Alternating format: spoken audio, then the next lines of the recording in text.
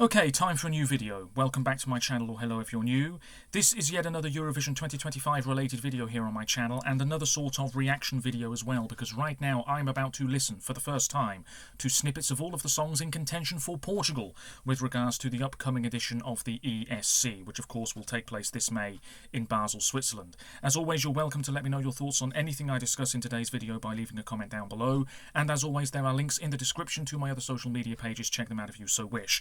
I have a video loaded up and ready to go in just a moment by Mr. Eurovision Recaps. It's 5 minutes 15 seconds long, and it is a recap of all of the songs involved in this year's FDC. Festival da Canção is back on February the 22nd with the first semi-final. Semi-final 2 is on March the 1st, the finals on March the 8th, and all of the shows will take place in Lisbon.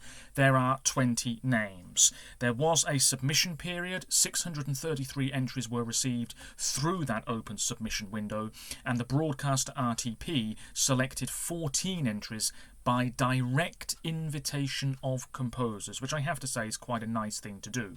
We have known the composers for weeks, and some of the composers are the singers of their own songs. For example, Henke, who I think a lot of people should be very excited about. I've not heard anything of her song though, I should say, and Josh. We also have songwriters including Beto, Jessica Pina, I'm expecting that to maybe be a bit of a jazz song if she's the one singing it herself, and Fernando Daniel, who, before hearing a single thing of any song, might well be the one to beat here. The semi-finals, yes.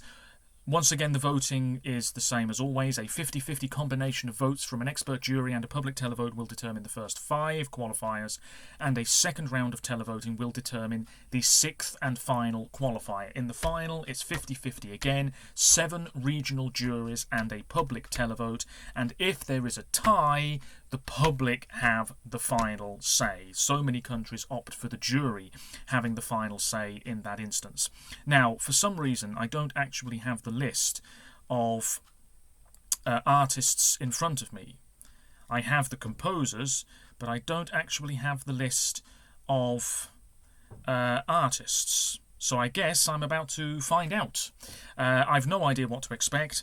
Portugal won the Eurovision Song Contest for the first and only time to date in 2017 by a crushing margin. Salvador Sobral, there he was with a song written by his sister, Amar pelos dois, Love for the Two of Us, absolutely splendid ballad. Wasn't so keen on it at first, but it has really shot up in my estimations over the past few years. That was nearly a decade ago, unbelievably, when he won that. And if we take a look at Portugal's form over the past decade, in 2015 Leonor Andrade didn't qualify, in 2016 Portugal weren't there, in 2017 they won, but let's not forget, Salvador was not the public's favourite in FDC that year. Nevertheless, look what happened next. Won the whole shebang. In 2018, on home soil, we had Claudia Pascual with the pink hair, and Isaura, the songwriter, off to one side, who joined her for the final third.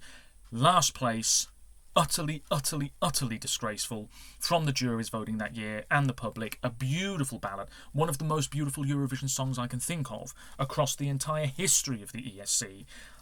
I loved it so much at the national final and at Eurovision. So what did the public do? Stick 2 fingers up at it. In 2019, my apologies, we had Conan Osiris with Telemoves, which the public really liked. I didn't really get it, and wasn't terribly surprised when Portugal didn't qualify. Juries weren't keen, the public weren't as keen as I thought they would be. Clearly it was a bit too divisive. It was quite an interesting performance, though, the guy who just threw himself to the floor. In 2020, we had Elisa with Medo de Sentir, and I'm not sure that would have qualified had the contest gone ahead. I'd like to see her back in FDC at some point. In 2021, we had the Black Mamba with Love Is On My Side in Rotterdam. Gorgeous. Hear that dark horse galloping in. Juries liked it, public not so much. There's a surprise, a fine piece of music being criminally underrated by the viewers. But this was really splendid, and like I said, a huge dark horse at the time. First time Portugal had a song entirely in English. Great vocals. Lovely.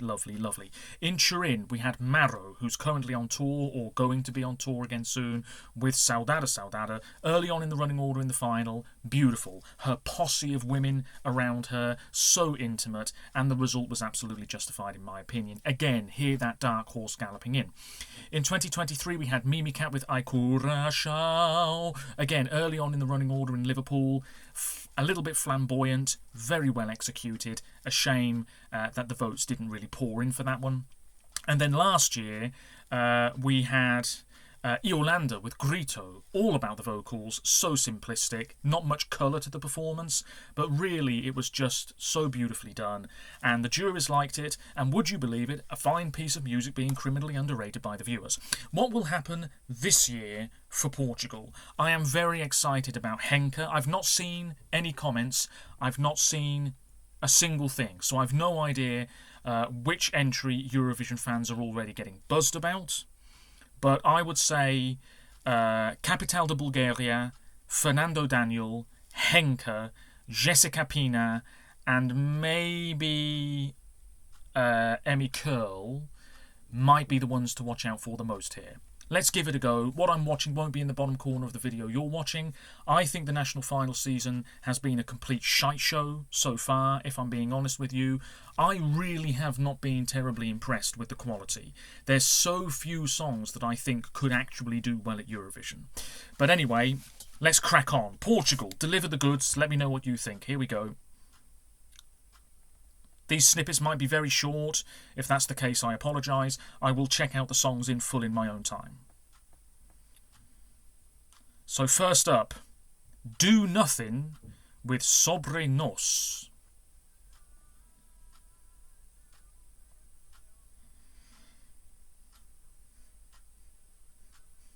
Acoustic with a bit of a toe-tapping beat.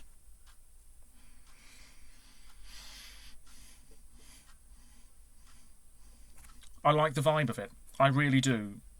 And I say to you now, if you are a big Eurovision fan and you don't necessarily pay a great deal of attention to FDC, it really is worth taking a look at it and giving each song a fair shot, because you really can come across some very fine gems indeed. That's a pretty good start. Next up, Blue with Ninguém.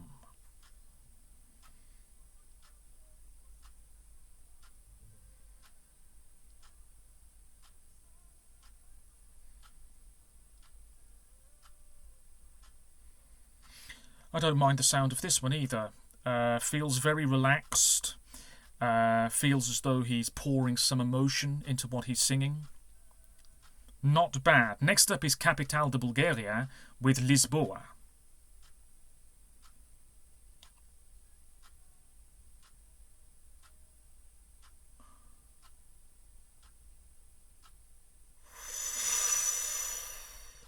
On the list, Jesus Wept. This is shiting over some of the other national finals so far. That's what I think. 3 songs in, I'm enjoying this. This type of low-key stuff is so far up my street. Next up is the woman with the great hair, Jessica Pina with Calafrio.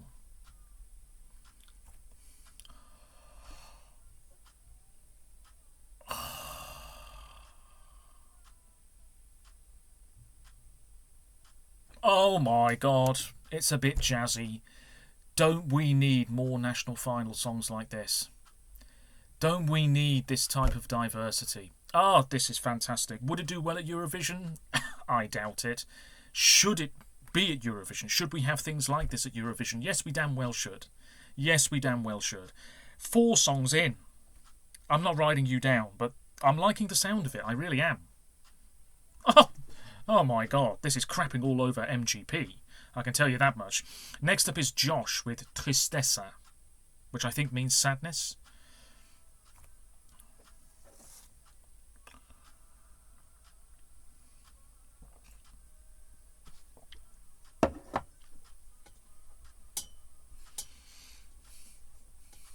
Oh yeah. Strings in the background, touch of the drama about it, not too bad. Next up is Marco Rodriguez with A Minha Casa.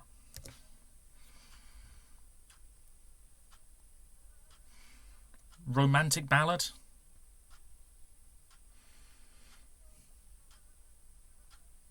Oh, that's quite nice. That's quite nice as well.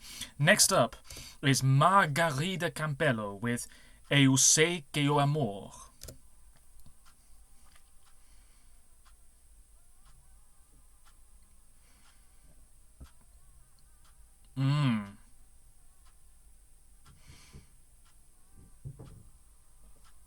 Yeah, okay. That's definitely feeling a little bit lounge bar jazzy-esque as well. I'm not writing you down, but I can appreciate that vibe, definitely. Next up is Peculiar with Adamastor. Whoa, hello.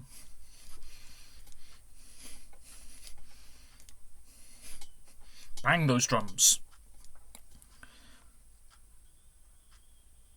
Oh, Eurovision fans might wet themselves over that one. I'm getting a good feeling about that one straight away. Adamastor by Peculiar. Yeah, that sounds quite interesting. Next up is Rita Sampaio with Voltas.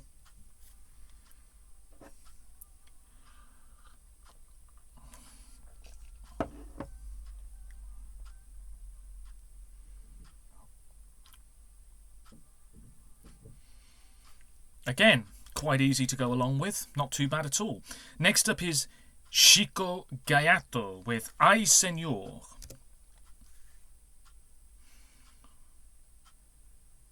Oh, hello, again.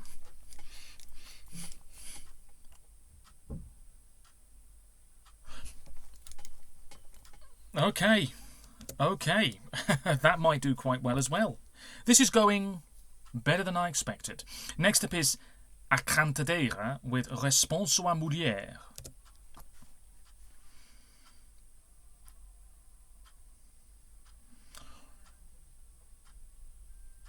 Get a load of this instrumentation. Okay, that's got a bit of momentum to it. Next up is Bombazine with Apago Tudo.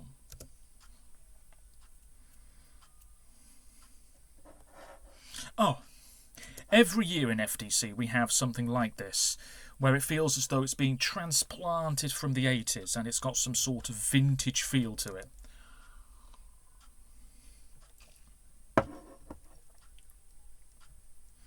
This is okay, but I think they're stronger. Next up is Diana Villarino with Kotovia.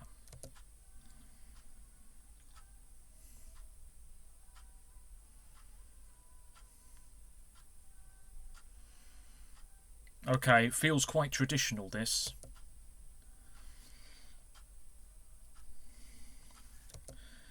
That might do very well. Next up is Emmy Curl, and I believe this is Catarina Miranda, who finished second behind Claudia in 2018. This is Rapsodia da Paz.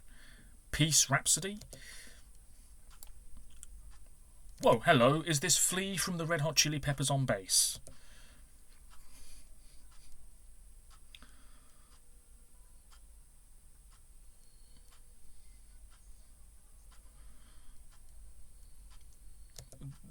There's quite a bit going on there, not sure what to make of it. Next up is Tota with Ateixis.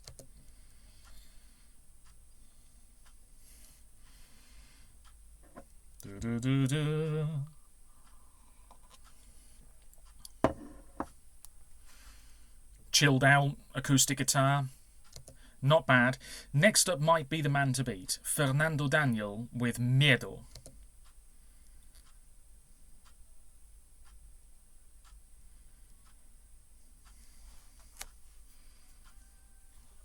Yeah, that sounds quite strong. And it's building. Next up is Henka, who I believe is followed by Bambi Thug on social media. So that could be a sign. This is I Wanna Destroy You.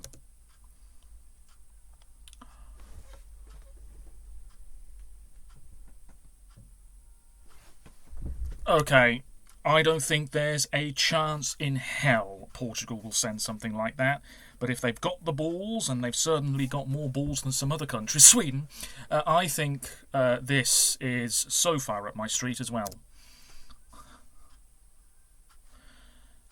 Oh, yeah. I'm loving this sort of, I guess, pop rock. Definitely more rock, almost metal sort of sound. Oh, yeah. Yeah, didn't I say Henke? Didn't I say at the start of this video? Next up is Inês Marques Lucas with Quantos Queres. What do you want?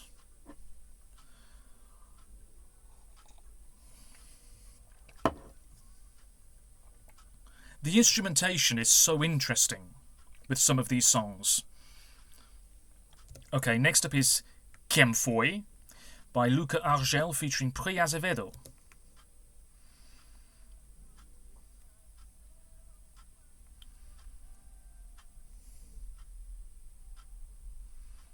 Okay, very stripped back. Sounds alright. And next up is Napa with Deslocado.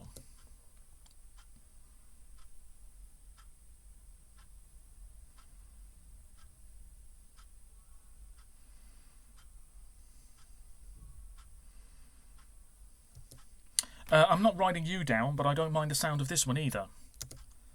Accessible, quite light rock. That's it. My God, that's quite impressive stuff. That is way stronger than Vidbeer. Am I in the minority? Probably.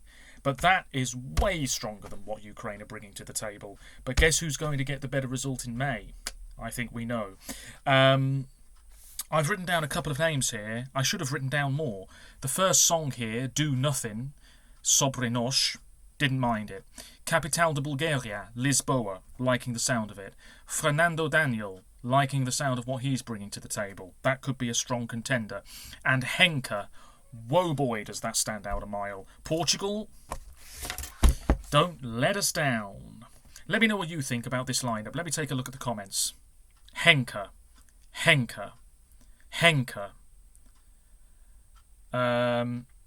It seems Portugal people are with Henke. How will the juries react to it? Oh yeah, they're a bit stuck in the past. Capital de Bulgaria, Henke must win. Henke is the best song, but it lacks Portuguese. You can always chuck a bit in, I suppose. You know. Ai coragem. Just add that in somewhere and you'll be fine. Oh yeah. This is the national final, I would say, that's impressing me the most so far.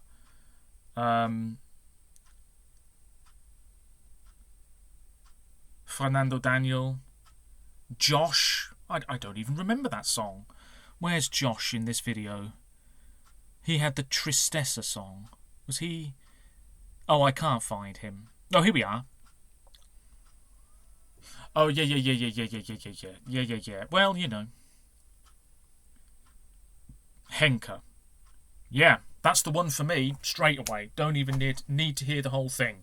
I know who I'm supporting, and of course, as a Eurovision fan, you must prepare yourself for disappointment, and then you are never disappointed, because you just see it coming. Anyway, very nice, very nice. Good job, Portugal, showing Norway, showing a few other countries where the bread is buttered and where the wine is poured. Until next time, let me know what you think. Take care of yourselves, stay safe, and bye for now.